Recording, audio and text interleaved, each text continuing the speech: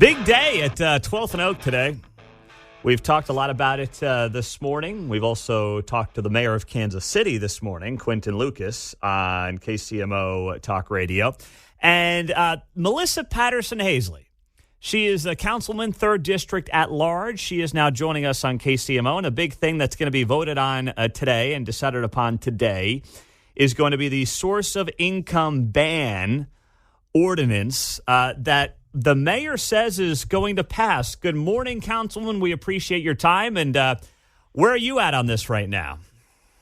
I'm in a good place. We've spent, since you and I talked last, that almost whole time period has been spent talking with other council members, talking with the community, and getting really a lot of different feedback, and then working together with my colleagues to incorporate the feedback we got from the community. So I'm feeling good about it. Okay, you are. So what is, because when we talked about a month ago, you had legitimate concerns, as do many Kansas Cityans. What is making you feel better about this?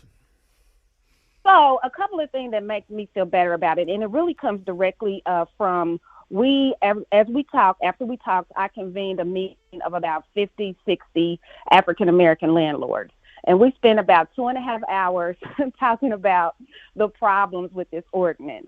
And so a lot of my advocacy has been, toward that end. I did pull data from the housing department. The 3rd District has the most apartment houses that accept housing vouchers. Mm-hmm. And so we are doing our part. And so some things that make me feel comfortable is refusing to rent to an applicant who is a sex offender or has a violent history is not constituted as a violation. I know that sounds simple, but that is a change that happened. And so I'm happy about that. Okay, so basically if you're a sex offender and someone says as a landlord, I don't want to rent to you, that is not going to be in violation of this ordinance. Correct. Okay. Correct. What about other criminal backgrounds, criminal violent offenses is included in that. So violence would be, and we do want people to inquire as to the nature of the violent crime. If you got into a fight on the bus stop, obviously we don't want people to take that solely into account. But someone that has committed a legitimately violent crime will be able to refuse. So like domestic abuse would be under that, right? Yeah, we have something for domestic abuse in terms of if you have a order of protection, for example, against that is in the ordinance and that's addressed. What the ordinance does is it really asks the landlord to just ask a few more questions. And I think that wasn't clear to the public. It did seem like a straight up mandate. You can't even ask, but it's laid out more clearly in this version the things that you can and should ask in order to make your decision. So if someone files a complaint, you have that evidence that you ask these questions. Okay. Is this, I don't know, Councilman, the more I'm hearing, and I've gotten more out of you the last couple of minutes, I admit, than I feel like I got from the mayor when we talked this morning. Is this, I don't know, it sounds to me like it's a lot of lip service, for lack of a better word, because a lot of this stuff, is already covered by state and federal laws. And if it's really just about asking questions, then is it, I don't want to say it's much to do about nothing, but it's maybe doesn't have the teeth that a lot of people thought it might have when we were talking about this a month ago. And that's a legitimate statement that you just made. That is a legitimate statement. I think that it appeared and came off a little more rigid than it actually is. And yeah, there is a lot of overlap with federal and state law. We actually asked that be specified in appropriate areas in the ordinance so that people aren't just, scared to death that they won't be able to comply with this. A lot of it also is an existing code. And so while it might seem stringent in other areas, if you compare it to the existing code, it's the same. So we did a lot of clarification, tried to clean up the language. Another big thing that I'll tell you that happened, the ordinance does ask to appropriate a landlord risk mitigation fund. And we've put $1 million in there.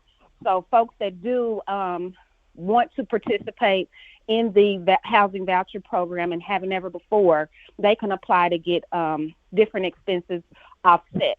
because, the housing department is going to require certain specs. Okay, so a landlord risk mitigation fund. So that's for landlords who are willing to accept, are we talking vouchers and things like that?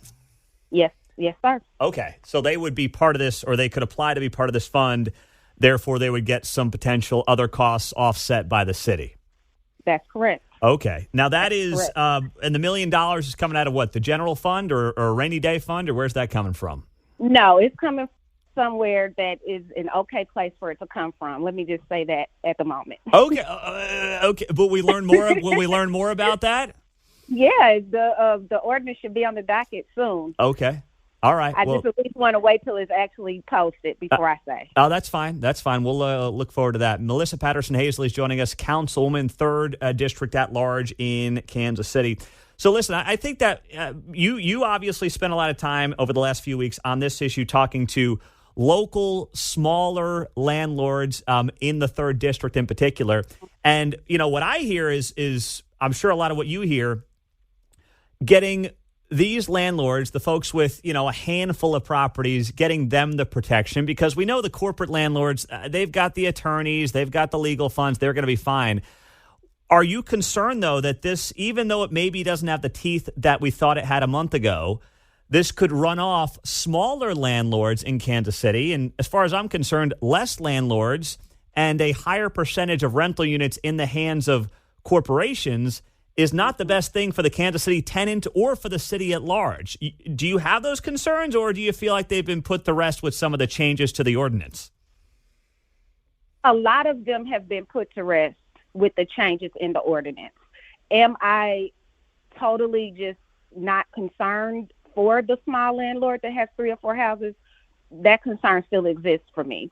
I think that the risk mitigation fund did a lot to ease my concerns.